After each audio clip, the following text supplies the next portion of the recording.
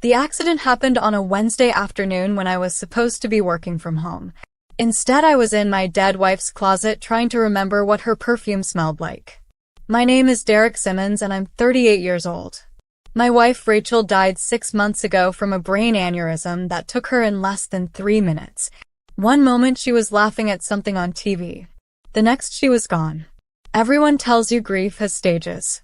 Nobody tells you that sometimes those stages happen in the wrong order, or all at once or not at all.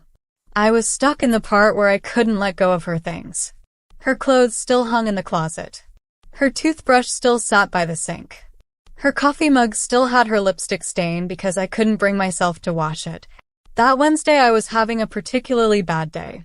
One of those days where the emptiness felt so big I thought it might swallow me whole. I went into our bedroom and opened her closet just to feel close to her somehow.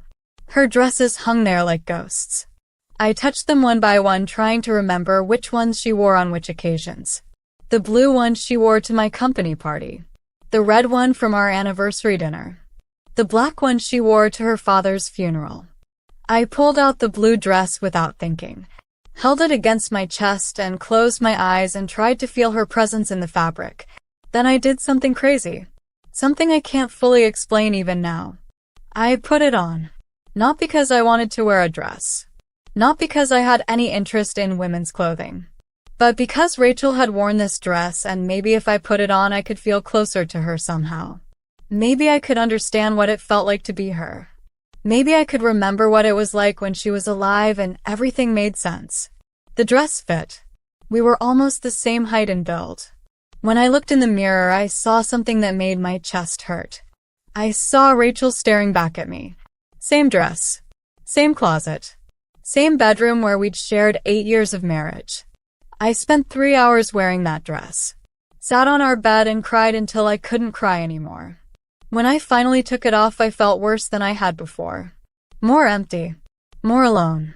But the next Wednesday I did it again. And the Wednesday after that. It became a ritual. Every Wednesday I would put on one of Rachel's dresses and spend a few hours pretending she wasn't really gone. Pretending I could somehow keep her alive by wearing her clothes. My therapist, Dr. Lisa Park, said it was a coping mechanism. A way to process grief that didn't follow the normal patterns but wasn't necessarily unhealthy. As long as it's helping you heal, she said carefully. As long as you're not using it to avoid dealing with reality. But I wasn't healing. If anything, I was getting worse. More attached to the ritual. More dependent on those Wednesday afternoons when I could pretend to be close to Rachel. 3 months after I started wearing her dresses, I added makeup. Found her old cosmetics in the bathroom drawer and taught myself how to apply them by watching old photos and videos. When I looked in the mirror with foundation and lipstick and mascara, I saw Rachel even more clearly. I started calling myself by her name on Wednesdays. Started moving like she moved. Talking like she talked. Becoming her in every way I could manage. My best friend Mark found out by accident when he stopped by unexpectedly on a Wednesday afternoon. I opened the door wearing Rachel's green sundress and full makeup before remembering what day it was. The look on his face was horror mixed with pity mixed with confusion. "Derek, what are you doing?" "It's Wednesday," I said stupidly. Like that explained anything. "Wednesday." "Right." Mark stepped inside and closed the door behind him. "How long has this been going on?" 4 months. "Jesus, Derek. You need help." "I'm seeing a therapist." "Then you need a better one because this isn't healthy.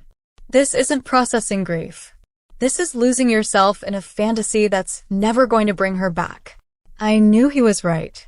Some part of me had always known. But hearing him say it out loud made it real in a way I wasn't ready to face. "I just miss her so much," I whispered. "I know. We all miss her.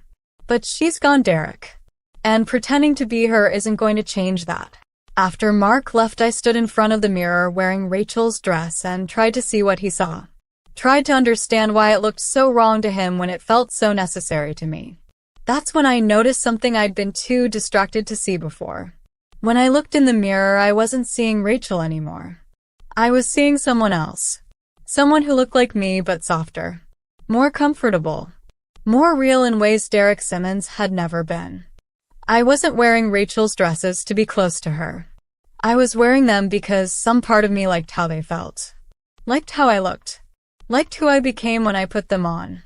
The realization hit me like cold water. This wasn't about grief. This was about something else entirely. Something that had been hiding under the excuse of mourning my wife. I started buying my own clothes after that. Dresses that fit my body better than Rachel's did.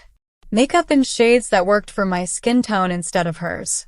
A wig because my short hair didn't match the image I was trying to create. The person I saw in the mirror wasn't Rachel anymore. She was Diana. And Diana had nothing to do with my dead wife. Diana was just me. The version of myself I'd never known existed until grief broke me open enough to find her. 6 months after I started this journey, I went to Dr. Lisa and told her everything. About how it started with Rachel's clothes. About how it became something else. About Diana and what she meant to me. So you're transgender? Dr. Lisa asked gently. I don't know. Maybe. Or maybe I'm just a man who likes wearing dresses. I don't have labels for it yet. That's okay. You don't need labels. You just need to understand what's real for you. What's real is that I started cross-dressing by accident while trying to cope with losing my wife. What's real is that somewhere along the way it stopped being about her and started being about me. Last week I visited Rachel's grave for the first time in months. Brought her favorite flowers and sat on the grass next to her headstone. I need to tell you something, I said to the marble that held her name. I've been wearing your dresses. Started right after you died because I missed you so much I didn't know what else to do. The wind blew through the trees and I pretended it was her listening. But something weird happened. I stopped doing it for you and started doing it for me. Found out I like it. Found out there's a version of myself I never knew existed. I touched her headstone gently. I hope you're not mad. I hope you'd understand. I sat there for an hour talking to her about Diana and grief and discovering yourself in the worst possible way. When I finally stood to leave, I felt lighter somehow. Like I'd been carrying something heavy and finally set it down. Walking to my car, I passed a woman about Rachel's age with her husband. They were placing flowers on a grave nearby. The woman looked at me and smiled, that sad smile people share in cemeteries. The universal acknowledgement that we're all here for the same terrible reason. I'm sorry for your loss, she said. Thank you. I'm sorry for yours too. She nodded and turned back to her husband. He put his arm around her shoulders, and they stood together looking at the headstone. That's when I saw the name on the grave. Rachel Simmons. But that was impossible. I was visiting Rachel's grave. My wife's grave. The woman I'd been talking to for the past hour. I looked back at where I'd been sitting. Different section of the cemetery. Different headstone. This one said Derek James Simmons. My name. My birth date. And a death date from 6 months ago. The same day Rachel died. I looked down at my hands and saw them flickering. Solid one moment. Transparent the next. Like a TV signal cutting in and out. Diana wasn't who I became when I wore dresses. Diana was who I became when I died. And I'd been haunting my own life for 6 months without realizing I was the ghost. The woman who looked like Rachel turned around one more time. Really looked at me. Recognition flickering in her eyes. Derek, she whispered. But I was already fading.